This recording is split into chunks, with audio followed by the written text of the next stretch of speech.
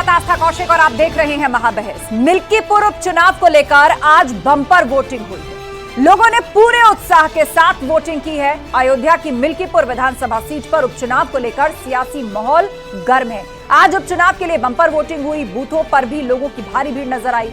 8 फरवरी को मिल्कीपुर विधानसभा उपचुनाव के नतीजे आएंगे और बीजेपी से चंद्रभानु पासवान प्रत्याशी हैं, तो वहीं एसपी से अजीत प्रसाद प्रत्याशी हैं। बीजेपी एसपी ने अपनी जीत का दावा किया है। एसपी प्रत्याशी अजीत प्रसाद का जहां बीजेपी एजेंट को धमकाने का एक वीडियो वायरल हुआ, तो वहीं एसपी सांसद के आरोपों पर पुलिस ने जवाब दिया और तथ्यों को गलत पाया। शुरू करेंगे मिल्कीपुर की महाभारत पर डिबेट, लेकिन पहले ये रिपोर्ट देखिए।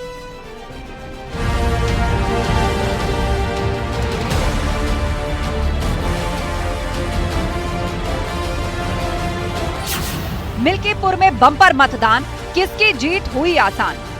अयोध्या में विकास भी है, अयोध्या में रोजगार भी है। अयोध्या की खूबसूरती माननीय योगी जी से है। आज हम जो है माननीय प्रधानमंत्री नरेंद्र मोदी जी, जो है मुख्यमंत्री योगी जी ने जो भी अयोध्या में काम किया है वो बेहतर है। एसपी प्रत्याशी की धमकी, बीजेपी ने बताई गुंडागर्दी। तुम्हें दिक्कत है मत करो, ठीक? ये पूरा अपने औकात तुम भूल गया बाटे, हमारा औकात 5 सेकंड के अंदर ठीक हो जाओ। आराम से रहो। हाथ मत लगाओ, ये लगाओ, हाथ क्यों दिखा रहे हो? ये जाए ना यार, हाथ क्यों दिखा रहे हो? प्रधान को अंदर बैठे, प्रधान को अंदर बैठेगा, प्रधान अंदर बैठेगा। एसपी सांसद के आरोप, पुलिस प्रशासन ने खोली पोल। 2 दर्जन से ज्यादा बूथों पर एजेंटों को भगाने का, फर्जी मतदान कराने का, मशीनें बंद होने का, ये मैंने शिकायत यहाँ के पर्यवेक्षक को और अपने नेता को भी सब करा दिया। पुलिस के द्वारा किसी भी बूथ पे किसी भी मतदाता का आई कार्ड चेक नहीं किया जा रहा है। एक फोटो जो मेरे संज्ञान में आई है जिसमें कहा जा रहा है कि मतदाता का आई कार्ड चेक किया जा रहा है, वह बिल्कुल गलत तथ्य लिखे हुए हैं। सियासी दावे तमाम, कौन जीतेगा मिल्कीपुर का संग्राम? शासन के तंत्र का लगातार दुरुपयोग किया गया और किया जा रहा है। इस सब के बावजूद जीतेगा लोकतंत्र। मिल्कीपुर का चुनाव भारतीय जनता पार्टी ऐतिहासिक मतों के साथ जीतेगी और समाजवादी पार्टी की जमानत जब्त होगी। जिस तरीके से एक चुनाव की रचना बनाई गई है और भारतीय जनता पार्टी ने राष्ट्रवाद के नाम पर चुनाव ये लड़ा है और ये चुनाव राष्ट्रवाद बनाम परिवारवाद।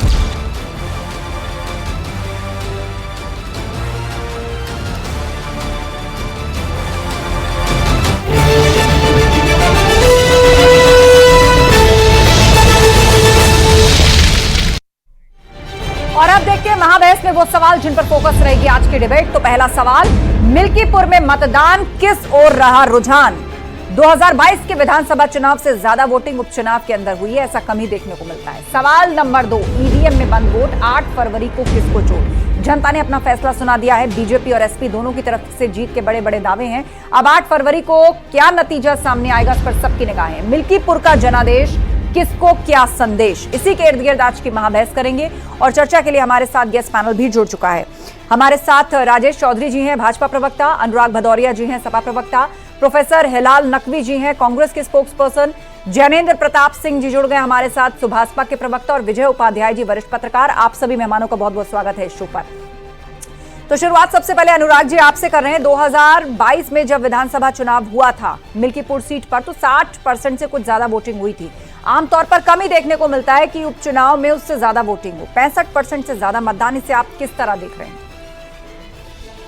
आती है भारतीय जनता पार्टी को बुरी तरह से हराना, क्योंकि जनता को इस बात का एहसास हो चुका है कि भारतीय जनता पार्टी एक तानाशाही रवैया अपना रही है। वो जिस तरह से वोटरों को प्रभावित करने की कोशिश करती है, जिस तरह से उसको लोकतंत्र विश्वास नहीं है, वो लोकतंत्र खत्म करना चाहती है। चुनाव की जो प्रक्रिया है किस तरह से उसको बाधित करना चाहती है, किस तरह से वो अपने कहते सरकारी रुआब दिखा के वोट को प्रभावित करना चाहती है। इसलिए जनता ने बढ़ चढ़ के वोट दिया। जनता ने कहा कि चलो कितने प्रभावित करोगे, 1%, 2%, 10%, 20%, 30%, 40%, हम 65% वोटिंग करेंगे। चलिए आप कहाँ लेके जाओगे अपनी वोट? सवाल यह है कि भारतीय जनता पार्टी को जनता ने हराने का मन बना लिया है और बुरी तरह पहले भी हराया था, फिर भी हराएगी। लगातार भारतीय जनता पार्टी जिस तरह से कुंभ में हमारे श्रद्धालुओं की मौतें हुई और भारतीय जनता पार्टी ने आंकड़े छुपाने का काम किया, 17 घंटे बाद एक आंकड़े लेके आती है और कह रही कि 9 करोड़ लोगों ने स्नान किया। 9 करोड़ का आंकड़ा आपको जल्दी से पता चल जाता है, लेकिन जो हमारे श्रद्धालु जो हिंदू हैं, सनातनी मौत हुई है। राजेश चौधरी जी, आपका जवाब। मिल्कीपुर में फिर से वही आरोप है कि वोटर्स को डराया गया, एजेंट्स को भगाया गया, मशीनें बहुत देर खराब रही, लिखित शिकायत हमने दी है, ये अवधेश प्रसाद भी ऑन कैमरा आकर कह रहे हैं। देखिए आस्था जी, मिल्कीपुर की जनता परिवर्तन चाहती है। मिल्कीपुर की जनता ऐसे लोगों के साथ खड़े नहीं होना चाहती जो बलात्कारियों का साथ देने का काम करते हैं। जिस पार्टी के लोग उसी अयोध्या के अंदर बलात्कार करने का काम करते हो, उनके साथ कैसे मिल्कीपुर के देवतुल्य जनता चली जाएगी। मिल्कीपुर की जनता विकास चाहती है, वहां राम राज्य चाहती है। अयोध्या में भगवान राम की नगरी है, वहां पर राम का जन्म हुआ था। ऐसे लोगों को कैसे चुन लेगी जो अयोध्या में रहते हुए आज तक राम मंदिर के दर्शन करने तक नहीं गए। आप सोचिए, और जिस तरह से वो भाषा बोल रहे हैं, चाहे वो वहां के प्रत्याशी होंगे या प्रत्याशी के अब्बाजान माननीय सांसद जी होंगे, वो दोनों हार स्वीकार कर चुके हैं। प्रचंड बहुमत के साथ भारतीय जनता पार्टी जीतने वाली है। मिल्कीपुर के लोग चाहते हैं वहां का विकास हो, वहां सरकारी योजना का ठीक प्रकार से क्रियान्वयन हो, वहां विकास हो आगे आने वाले समय में। और एक नया रिकॉर्ड बनाने वाली है। जिस तरह से वोटिंग हुई है वहां बम्पर वोटिंग परसेंटेज बढ़ा है, जो उपचुनाव में कम रहता है, उससे लगता है लोग योगी जी की नीतियों के साथ हैं, लोग राम के साथ हैं, लोग राम राज्य चाहते हैं और परिवर्तन चाहते हैं। ठीक है, इस पर कमेंट करना चाहते हैं अनुराग जी। 5 सेकेंड अनुराग जी, उसके बाद में बाकी पैनलिस्ट को ऐड करूंगी। बिल्कुल भारतीय जनता पार्टी के प्रवक्ता सही कह रहे हैं। जनता राम राज चाहती है, जनता गुंडा राज नहीं चाहती है, जनता तानाशाही नहीं चाहती है। और बिल्कुल इन्होंने सही बोला कि जनता परिवर्तन चाहती है। इनके मुंह से निकल गया ना परिवर्तन। परिवर्तन मतलब सत्ता परिवर्तन, परिवर्तन मतलब जो ये परिवर्तन समाज के अंदर सत्ता का परिवर्तन। बिल्कुल सही कह रहे हैं प्रवक्ता महोदय ने, एकदम सही बोला। रामराज चाहती है, परिवर्तन चाहती है, जनता भारतीय जनता पार्टी को नहीं देखना चाहती है। कम से कम सच तो मुंह से निकल रहा है। और महिलाओं के अत्याचार की बात कर रहे हैं। अभी एक बच्ची के साथ अन्याय हुआ, जिस तरह से उसकी घटना घटी, उसके घर वाले देख के बेहोश होकर गिर गए। एक बच्ची के साथ अन्याय हुआ और आप मुंह बना कर दर्शक बन के देखते रहे। एक शब्द नहीं निकला मुंह से, बच्ची के साथ क्या दर्द हुई है वहाँ पे। और हमारे सांसद ठीक है, मैं आप दोनों को रोकना चाहूंगी। I think you both made your points, Anurag ji और राजेश जी। मैं फिर आपके पास लौटूंगी और फिर हम इस चर्चा को आगे बढ़ा रहे हैं। प्रोफेसर हिलाल नकवी को मैं ऐड कर रही हूँ, प्रवक्ता कांग्रेस के हमारे बीच में। प्रोफेसर हिलाल जी, 65% से ज्यादा मतदान उपचुनाव के अंदर, ये अपने आप में एक बड़ा आंकड़ा है और आमतौर पर कम ही देखने को मिलता है। अब दोनों सियासी दल अपना अपना इंटरप्रिटेशन कर रहे हैं। देखिए, जब कभी भी उपचुनाव होते हैं तो अमूमन ऐसा देखा गया है कि वोटिंग परसेंटेज जो मुख्य चुनाव है उससे कम होता है, क्योंकि जो एक इलेक्शन है उससे किसी भी प्रकार का कोई भी सत्ता में परिवर्तन नहीं आता। बिल्कुल। लेकिन जब बढ़ चढ़ करके वोट दे रहे हैं तो कुछ ना कुछ जनता संदेश देना चाहती है। जनता जो है वो इस चुनाव के जरिए एक संदेश देना चाहती है, और निश्चित रूप से एक संदेश जो है हम लोकसभा के चुनाव में भी देख चुके हैं कि उन्होंने क्या संदेश दिया है। उम्मीद करते हैं कि उसी तरह का संदेश एक मरतबा हमको फिर देखने को मिलेगा अयोध्या में। एक बात। दूसरी एक महत्वपूर्ण बात यह है कि यह सोचना किसी का भी कि अयोध्या की जनता ने मोदी को रिजेक्ट कर दिया और योगी जी को वोट करेंगे, इसके इम्कान बहुत कम है कि योगी जी को वो वोट करेंगे और मोदी जी को रिजेक्ट करेंगे। चांसेस कम है, लेकिन ये जनता है, जनार्दन है, क्या वो देती है वोट, किस प्रकार का वोट निकल करके आता है, ये हम लोग भी देखेंगे कि उन्होंने वो मोदी और योगी दोनों को रिजेक्ट करेंगे या वो मोदी को रिजेक्ट करके योगी जी को सेलेक्ट करेंगे। ये जनता ने अपनी जो है वो दे दिया है आदेश। 8 तारीख को पता लग जाएगा कि वो दोनों को रिजेक्ट कर रहे हैं या मोदी जी को तो रिजेक्ट किया है, योगी जी को वो वोट कर रहे हैं। ठीक है, जैनेंद्र प्रताप सिंह जी हमारे बीच में, सुभाषपा के प्रवक्ता। जैनेंद्र जी, दोनों ही उम्मीदवार, चाहे वो बीजेपी के हों या एसपी के हों, वो ऑलमोस्ट एक ही कम्युनिटी से आते हैं। वहां पर जातीय समीकरण का भी काफी महत्व माना जाता है उस एरिया में जब चुनाव होता है। लेकिन वो सीट अवधेश प्रसाद की खाली हुई है, ये सीट सपा की थी, और अब मुकाबला दोनों के बीच में है और 65% से ज्यादा मतदान का आंकड़ा, ये किस ओर इशारा कर रहा है? ये बिल्कुल साफ जाहिर है कि जैसे अभी हमारे सपा प्रवक्ता भाई ने बिल्कुल सही कहा, जनता गुंडा राज नहीं चाहती है। और अगर आपको याद होगा, माननीय अजीत सिंह चौधरी जी ने एक बार क्या कहा था कि जिस गाड़ी पर लगा वो लाल झंडा उस गाड़ी में बैठा है, तो क्या कहा था वो जनता समझ चुकी है। इनकी राजनीति जो समाजवादी पार्टी की रही है वो हमेशा अफवाहों की राजनीति रही है। चाहे आपने देखा होगा कि ईवीएम चोरी कर लेंगे, या कभी कहते हैं संविधान खत्म कर देंगे, कभी कहते हैं ये जातिवाद के नाम पर चुनाव लड़ने आ जाते हैं, लेकिन जनता ने इनको पूरी तरह से हर बार रिजेक्ट किया है। अफवाहों की राजनीति पर ये एक बार अयोध्या की सीट जीत गए। जनता इस वजह से इतनी बड़ी संख्या में उपचुनाव के अंदर बाहर निकली है कि जनता को कहीं ना कहीं लगा कि शायद पिछली बार कम संख्या में निकले थे, तो कहीं ना कहीं इनके प्रत्याशी की जीत हो गई थी, जो कि एक बड़ा गलत कार्य हो गया है। तो जनता ये दिखाना चाहती है कि समाजवादी पार्टी को सत्ता से दूर रखना चाहती है, क्योंकि देवतुल जनता बिल्कुल अच्छी तरह जानती है कि समाजवादी पार्टी अगर एक बार फिर से जीतेगी उस क्षेत्र में, तो उस क्षेत्र को अराजकता से भर देगी, गुंडागर्दी होगी चरम पे। और आज आपने वीडियो भी देखे होंगे, अभी तो चुनाव के बीच के वीडियो है, अगर जीत गए तो जनता ये जानती है कि क्या करेंगे। अभी तो बस इतना कह रहे हैं जब चुनाव लड़ रहे हैं कि तुम मुझे नहीं जानते, 5 सेकंड में ठीक कर दूंगा, ठीक है।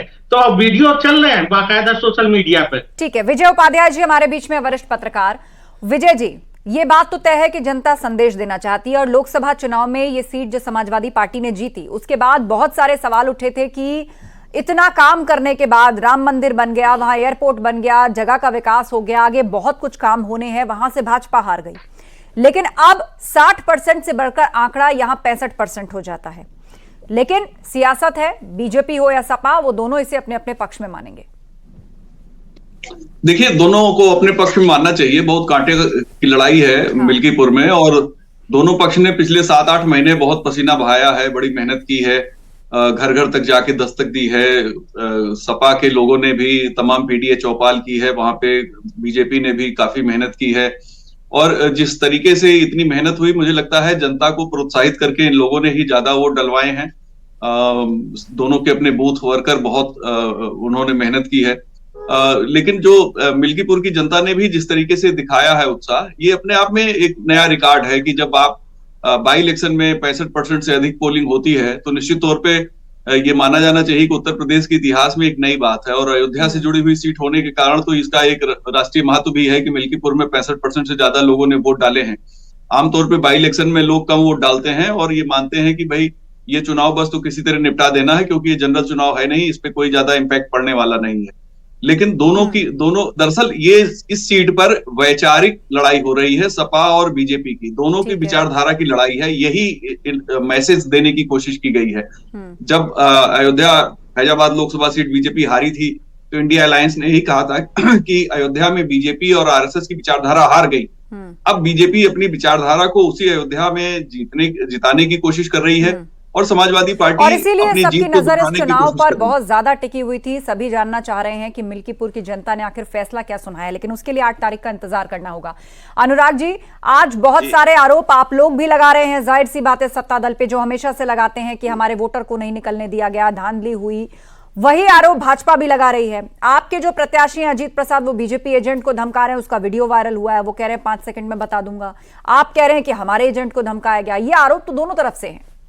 देखिए, भारतीय जनता पार्टी ने सत्ता का दुरुपयोग पूरा तरह से किया है, और आपको ही पता है, आपकी आत्मा भी जानती है, यहाँ बैठे सभी लोग जानते हैं कि किस तरह से उन्होंने दुरुपयोग किया है, कैसे एजेंटों को इन्होंने वहां से हटाया, कैसे पुलिस प्रशासन ने अपनी कहते हैं ना दादागिरी दिखाई, उस सबको देखने को मिला है। इसमें कुछ बचा तो है नहीं, लेकिन उसके बावजूद भी भारतीय जनता पार्टी बुरी तरह से मिल्कीपुर चुनाव हारेगी, ये मान के चलिए। प्रशासन का दुरुपयोग जितना चाहे उतना कर लिया इन्होंने, सारे प्रधानों को, सारे बीडीसी को, सारे समाजवादी नेताओं को, जो उनको लगा, कैसे कैसे वीडियो आप देख ले आ रहे हैं, कैसे कैसे धमकाने के वीडियो आ रहे हैं, लेकिन कैसे कैसे गाली दी जा रही है। का भी वीडियो आया जी, उस पर भी तो आपको बोलना चाहिए। अरे सरकार किसकी है, सत्ता किसकी है? सत्ता में हनक कौन चला रहा है? पुलिस प्रशासन। और साफ दिखाई पड़ रहा है आप किस तरह से अपना वहाँ पे तानाशाही रवैया अपनाया हुआ था, लेकिन उसके बावजूद भी ये बुरी तरह से हार रहे हैं। मिल्कीपुर में समाजवादी पराजय स्वीकार कर चुके। अरे वहाँ पे मॉडल कोड ऑफ कंडक्ट लगा हुआ था ना, प्रशासन का, निर्वाचन आयोग का वहाँ प्रतिनिधि था ना भाई। और हमारे जो दूसरे वाले भाई प्रवक्ता कह रहे थे, कुदरकी की जनता ने भी संदेश दिया है वोटिंग करके कुदरती की कुदरती जनता की में जनता आपने ने जिस देखा तरह था, से आपने वहां क्या इनको किया संदेश था? दिया, कटेरी की जनता ने भी इनकी आंखें खुलाने का काम किया कि आंखें खोलिए, परिवर्तन हो गया है, काट की हानि दोबारा नहीं चलने वाली है। कैसे बोला जा रहा था? समाजवादी पार्टी के गुंडों को अब स्वीकार नहीं करने वाली है, गुंडागर्दी इस उत्तर प्रदेश के अंदर नहीं चाहिए। और ये सत्ता के दुरुपयोग की जो बात कर रहे हैं समाजवादी पार्टी के प्रवक्ता, सत्ता का दुरुपयोग करने का इनका इतिहास रहा है, बूथ लूटने का इनका इतिहास रहा है, बूथ कैप्चरिंग करने का इनका इतिहास रहा है, लोकतंत्र की हत्या करने का इनका इतिहास रहा है, इनको वही नजर आता है। अरे भाई आपने अन्याय तो वहां पर परिवर्तन होना है, क्यों चिंता कर रहे हो? इसलिए आप चिंता मत करिए, वहां पर पुत्र नहीं जीतेगा, कार्यकर्ता जीतेगा। एक सामान्य परिवार का बेटा जीतेगा, राजा का बेटा राजा नहीं बनता है लोकतंत्र के अंदर। आपको व्यक्तिगत नहीं मिल रहा है चुनाव लड़ाने के लिए, सांसद के बेटे को चुनाव लड़ाएंगे।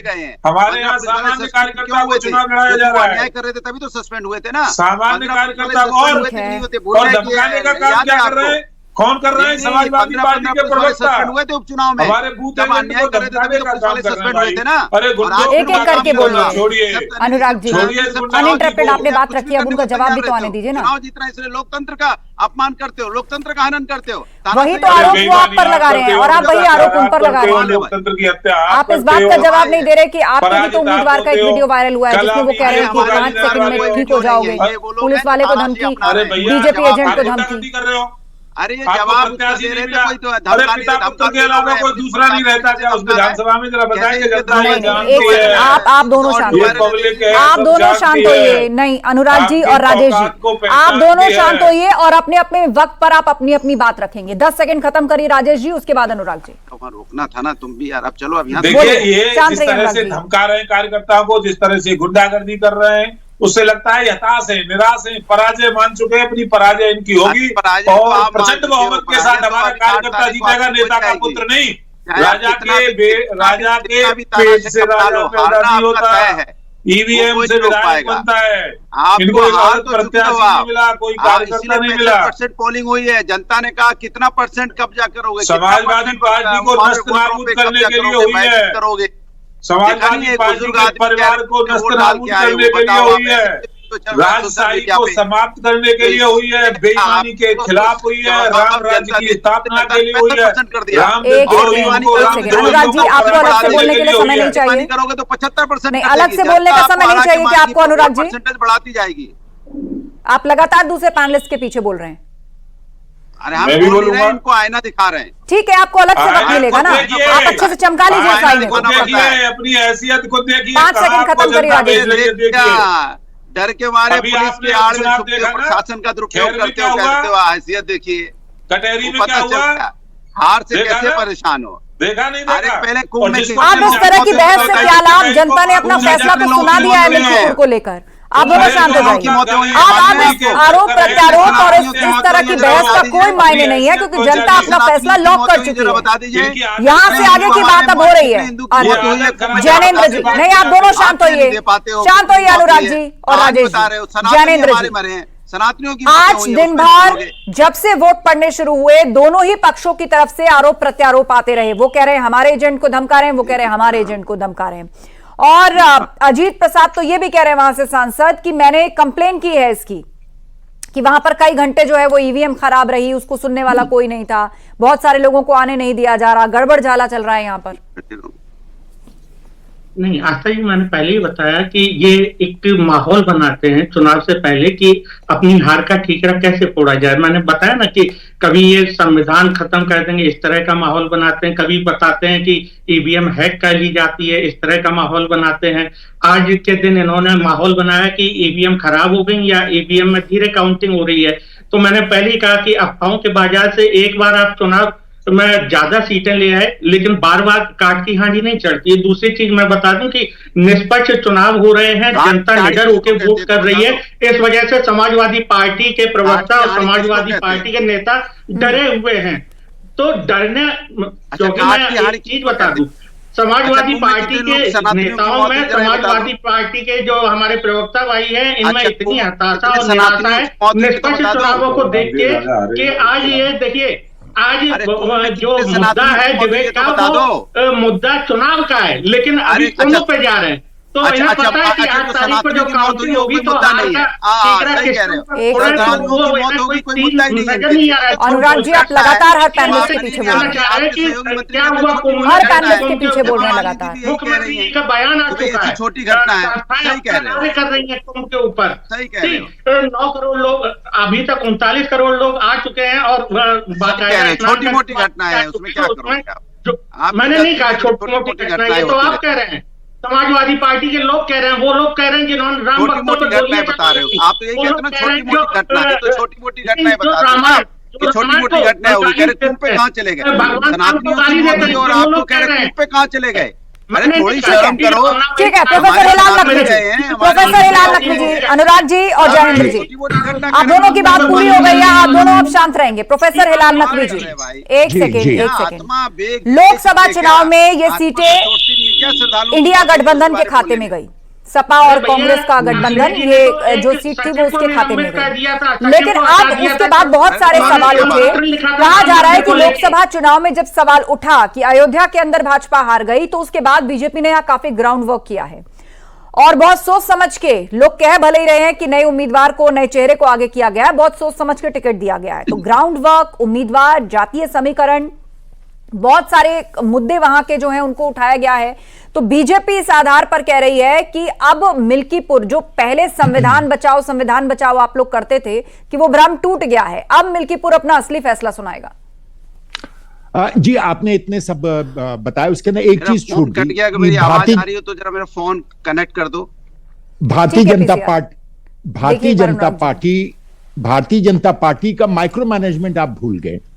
माइक्रो मैनेजमेंट में क्या होता है कि बहुत से वोटर्स के नाम काट देना, बहुत से वोटर्स के नाम जोड़ देना, बहुत से लोगों को वोट ना देने देना, ये सारे काम भी इसके साथ जुड़ जाते हैं।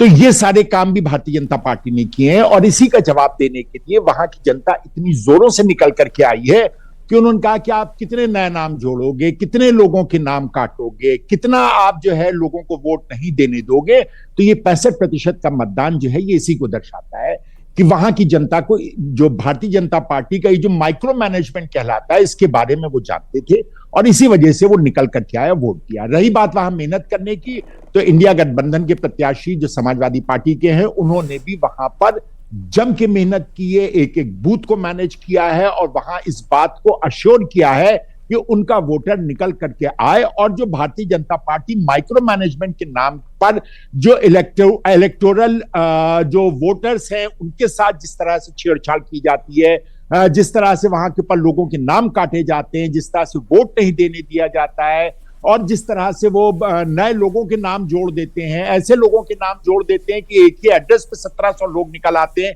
इन सारी सब चीजों का ध्यान जो है जनता ने रखा है। और साथ ही साथ जो इलेक्शन लड़ रहा था समाजवादी पार्टी का जो कैंडिडेट था, उसने भी इस बात का ध्यान रखा है और पूरी ताकत झोंक दी कि उनका वोटर जो है वो निकल करके आए और इस माइक्रो मैनेजमेंट को भी जीत सके। तो इस वजह से पूरी उम्मीद ये है कि मिल्कीपुर की सीट जो है वो इंडिया और समाजवादी पार्टी का प्रत्याशी विजय उपाध्याय जी, दोनों तरफ के सियासी दावे अपनी तरफ, लेकिन दिन भर हमने देखा कि मिल्कीपुर के जो बूथ थे उन पर लगातार लाइन लगी रही, लोगों के आने जाने का सिलसिला जो था वो रुका नहीं, ग्रुप्स में लोग आते रहे, वोटिंग करते रहे। तो ऐसे में मिल्कीपुर ने अपना मूड तो तय कर दिया है, पर हां, दोनों तरफ के दावे अपनी अपनी जगह अपने आप को जीता हुआ बताएंगे। पर मिल्कीपुर से जो संदेश निकलेगा, लोकसभा में यहां पे समाजवादी पार्टी जीत गई, बीजेपी हर तरीके से सीट को अपने पास रखना चाहेगी, उसके लिए पूरे ग्राउंड पर उसने जोर लगाया है। पर बड़ा सवाल यहां पर यह है कि मिल्कीपुर का जो ये स्कोर होगा, जिसके खाते में ये सीट जाएगी, उसके बाद क्या इसका असर आने वाले 2027 के लिए कोई संदेश लेकर आएगा? देखिए, मिल्कीपुर सीट पर चूंकि बाई इलेक्शन है और अगर सपा हारती भी है तो मैं समझता हूं कि वो हार में भी उसकी एक जीत हो जाएगी, क्योंकि इतने आरोप वो पहले से लगा चुके हैं। सोशलिस्ट बहुत टैक्टफुल रहे हैं। आप देखिए इनकी स्ट्रेटजी हमेशा से, राजनारायण जी बहुत बड़े सोशलिस्ट लीडर थे, वो चुनाव बहुत टैक्टफुली लड़ते थे। इवन लोहिया जी भी जब चुनाव लड़ते थे तो बहुत से टैक्ट वो इस्तेमाल करते थे। तो इस बार चूंकि अवधेश प्रसाद जी पुराने समाजवादी हैं, उन्होंने सारे टैक्ट और हथकंडे जम के इस्तेमाल किए हैं और इस बात की पूरी गुंजाइश रखी है कि अगर वो चुनाव हारेंगे भी तो भी जीत जैसी ही उनको अपनी प्रचार वो कर पाएंगे और ये दावा कर सकते हैं कर पाएंगे कि प्रशासन की वजह से वो चुनाव हारे हैं, खुद जनता ने उन्हें नहीं हराया है। लेकिन अगर बीजेपी हारती है तो बीजेपी के लिए बहुत बड़ी हार हो जाएगी, चूंकि ये एक तो अयोध्या की सीट है और अयोध्या विचारधारा से जुड़ी हुई। अयोध्या एक ऐसी जगह है जहां से बीजेपी भी मजबूत हुई है और समाजवादी पार्टी भी मजबूत हुई है। इसीलिए इसकी जमीन पर दोनों पार्टियों की लड़ाई जो है सबसे रोचक है और सबसे हंगामेदार है और सबसे ऐतिहासिक हो गई है। और ऐतिहासिक मतदान भी जनता ने किया है, यानी जनता को भी इस बात का एहसास है। आप देखिए, ड्यूरिंग इलेक्शन ही बीजेपी के पूरे नए सदस्यता अभियान चला, नए सदस्य बन गए, नए बूथ वर्कर बन गए, मोबिलाइजेशन वोटर का जितना पीडीए चौपाल के जरिए सपा ने किया है उतना ही बीजेपी ने किया है। बीजेपी ने अपना एक्स फैक्टर भी इस्तेमाल किया है रूलिंग पार्टी होने के कारण। तो कुछ बेनिफिट तो हमेशा होते हैं रूलिंग पार्टी होने के, और जब भी सरकार रही बसपा की, सपा की, तो ज्यादातर बाई इलेक्शन रूलिंग पार्टी ने जीते हैं। उसका एक इम्पैक्ट, लेकिन ये चूंकि वैचारिक पृष्ठभूमि से जुड़ा है इसलिए इसका ये ज्यादा इको करेगा आने वाले समय में। बिल्कुल, और जनता ने अपना फैसला सुना दिया है। तारीख है 8 फरवरी और उस दिन सब कुछ साफ हो जाएगा। आप सभी पैनलिस्ट का शुक्रिया इस चर्चा में शामिल होने के लिए। तो बीजेपी एसपी ने अपनी अपनी जीत का दावा किया है। एसपी प्रत्याशी अजीत प्रसाद का, जहां बीजेपी एजेंट को धमकाने का वीडियो वायरल हुआ, तो एसपी सांसद के आरोपों पर पुलिस ने जवाब दिया और उसको गलत पाया। शुरू इसी पर जो हमने बहस की है, जिस पर विराम जनता लगा रही है। 8 फरवरी को सब कुछ तय हो जाएगा कि आखिर मिल्कीपुर सीट पर किसकी विजय होती है।